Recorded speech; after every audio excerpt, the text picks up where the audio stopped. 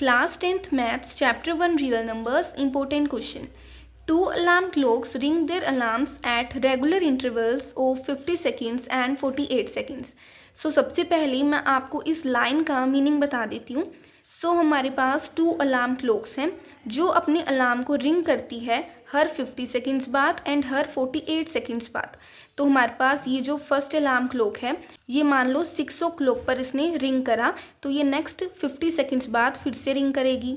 And हमारे पास second alarm clock है, मान लो इसने भी 6 o'clock पर रिंग करा है तो ये नेक्स्ट 48 सेकंड्स बाद फिर से रिंग करेगी.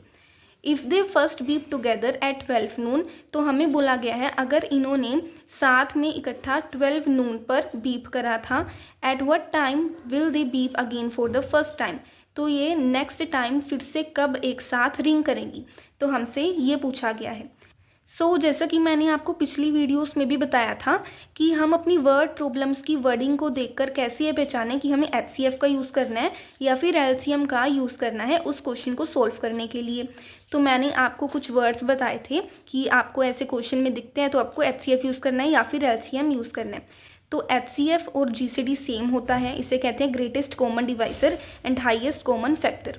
तो जहाँ पे आपको क्वेश्चन में ऐसी वर्ड्स दिखें ग्रेटेस्ट, मैक्सिमम, हाईएस्ट, लार्जेस्ट, तो आपको HCF का यूज़ करना है. एंड हम LCM का यूज़ कब करेंगे, जब हमें क्वेश्चन में ऐसी वर्ड्स नजर आए, minimum, smallest, least, lowest, simultaneously, together with, at the same time.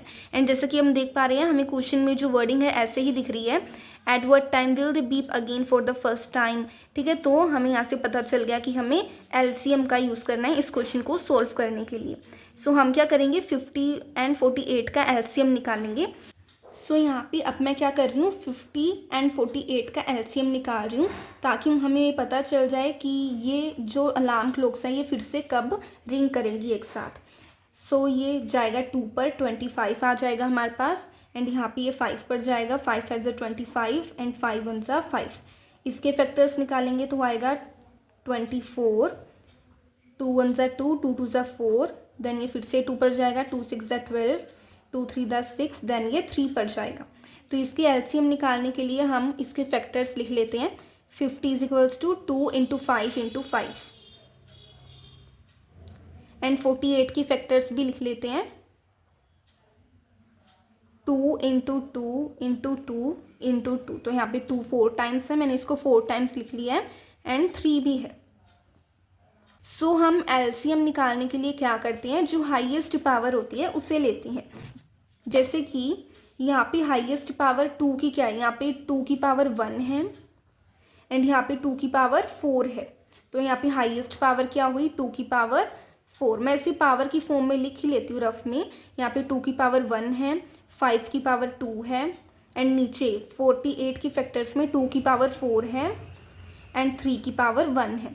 यहाँ पे 2 की पावर जो है हाईएस्ट कौन सी है, 2 की पावर 4, इसीलिए LCM में मैंने लिख लिया है 2 की पावर 4. या फिर इसे हम खोल कर भी लिख सकते हैं, 2 इंटू 2 इंटू 2 इंटू 2.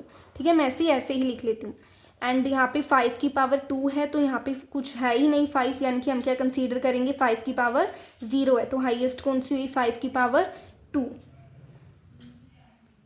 इंटू यहाँ पे 3 की पावर 1 है, यहाँ पे 3 की पावर कुछ नहीं है यानी 0 है. तो हाईएस्ट हुई 3 की पावर 1. तो यहाँ पे मैं 3 को एक बार ही लिख लेती हूँ.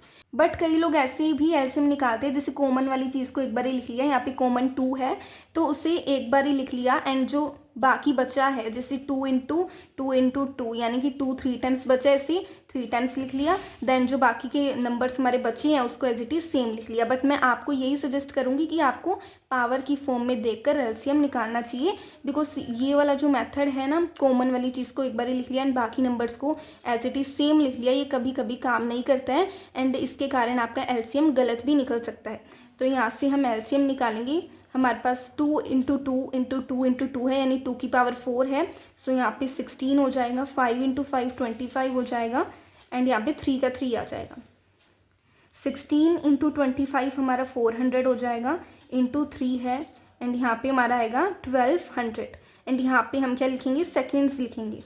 क्यों मैंने यहाँ पे सेकंड्स लिखा है, बिकॉज यहाँ पे 50 के साथ सेकंड्स हैं एंड 48 के साथ भी सेकंड्स हैं, एंड जो हमारा आंसर आया है उसके साथ भी हमें सेकंड्स लिखना पड़ेगा।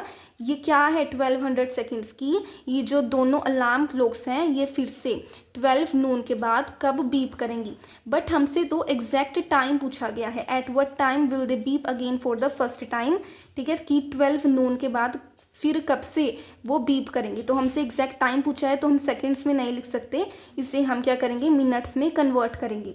तो कैसे मिनट्स में कन्वर्ट करेंगे, हम 1200 को डिवाइड कर देंगे 60 से, क्योंकि एक मिनट में 60 सेकंड्स होते हैं।